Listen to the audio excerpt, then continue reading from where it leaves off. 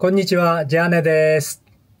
今回は緊急でインドネシアの旅の初日に起きたアコダトラブルの真相とアコダからの回答をシェアしたいと思います。では行ってみましょう。最近ネットやテレビでもアコダで予約した宿に泊まれなかったって話がよく出てきますよね。今回はまさにそれを私が体験してしまったので、経緯と対応、そしてアコダからの公式回答までを話します。まず前提としてお伝えしたいのは、私はアコダ歴10年以上のヘビーユーザーで、ステータスは VIP プラチナムです。なので今回の話は私個人の体験と意見であって、アコダ全体の評価ではございません。前回の動画の後半でも紹介していますが、トラブルの流れをざっと紹介しますと、4月22日にバリ島のホテルをアコダで予約しました。5月31日にチケット .com から予約ホテルへ予約キャンセルの連絡というメールが送られていました。6月6日に私のもとにアコダから決済完了の通知メールが来ております。で、6月10日、バリ島に着いた後、20時頃チェックインしようとしたら、キャンセルされてますよとスタッフから言われました。フロントのスタッフといろいろ話したところ、5月31日にお客様、私ですね、からキャンセルの連絡があったと、チケット .com からメールが来ておりました。もちろん、私はキャンセルしていません。帰国後にアコダに説明するためにホテル側が受け取ったメールをその場で私のメールアドに転送してもらいました。メールを抜粋するとこのような文章で来ています。簡単に翻訳しますと、お客様よりご予約のキャンセルのご連絡がありました。ホテル側での対応は不要です。払い戻しはチケット .com が対応いたしますといったような内容です。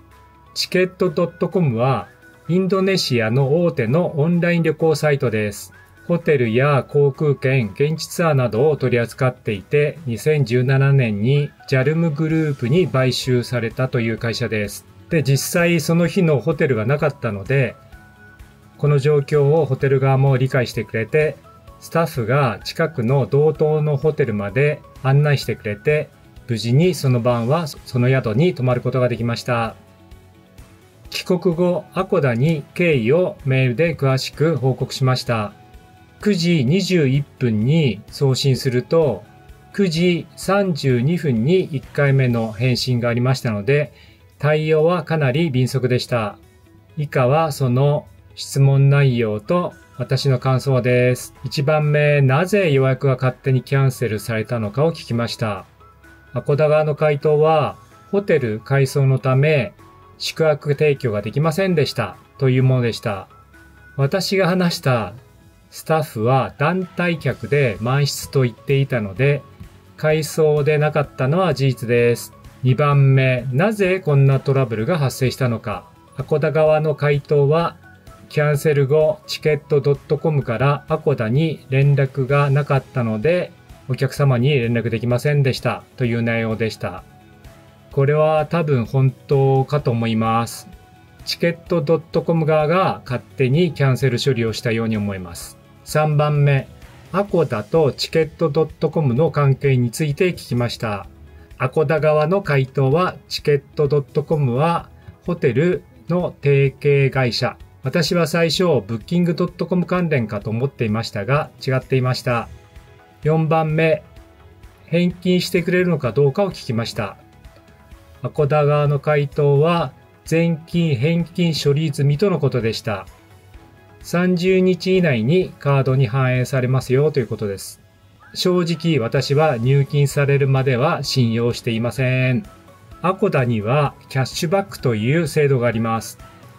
チェックアウト後60から120日でキャッシュバック申請というメールが来ます。でも私の方は申請したのに入金されてないケースが10件以上あります。しかも、期限を過ぎたら申請メールすら来ません。以前問い合わせたことがあるんですが、もうすでに金融機関に処理を依頼したので、そっちの方に入金に関しては聞いてくださいという返信が来るだけでした。ぶっちゃけ私としては、アコダのキャッシュバックはほとんど信用していません。今回のトラブルに関してアコダ側はお詫びとして 1.58 ドル分のアコダコインを提供してくれました。でも使える宿が限られてますし、6ヶ月で執行するのでほぼ意味をなしません。アコダでホテルを予約する場合の事故対策としていくつか考えられます。その1、予約後にすぐホテルに直接確認を入れるのがいいかと思います。何月何日に予約は入っていますかと聞くのが安心かもしれません。できればチェックイン数日前にも何月何日頃の何時頃チェックインしますと伝えるとより確実かもしれません。2番目、キャッシュバック金額が大きい宿は避けた方がいいかと思います。どうせ戻ってこない前提でキャッシュバックのないもの、または非常に少ない宿を選んでいます。アコダが信用できないなら公式サイトから予約するのもありかと思いますが、安宿は公式予約サイトがないところが多いので、やはりこれからも私はアコダを利用することになるかと思います。以上、アコダで予約したのに泊まれなかったというトラブルの報告でした。この動画が参考になったという方は、ぜひチャンネル登録やコメント、いいねで応援してもらうと嬉しいです。それではまた次回の旅動画でお会いしましょう。じゃあねー。